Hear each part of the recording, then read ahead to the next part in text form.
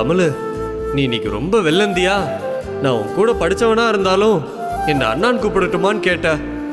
நீ கேட்ட அடுத்த நிமிஷமே நான் உன்னை என் கூட பிறந்த தங்கச்சியா பார்க்க ஆரம்பிச்சிட்டேன்.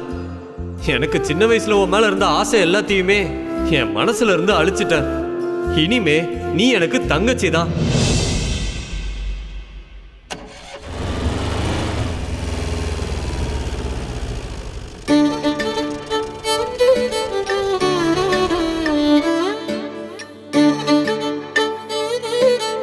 தமிழு, அண்ணே, மதுரைக்கு தானே போகணும்? ஆமா. நானும் மதுரைக்கு தான் போறேன்.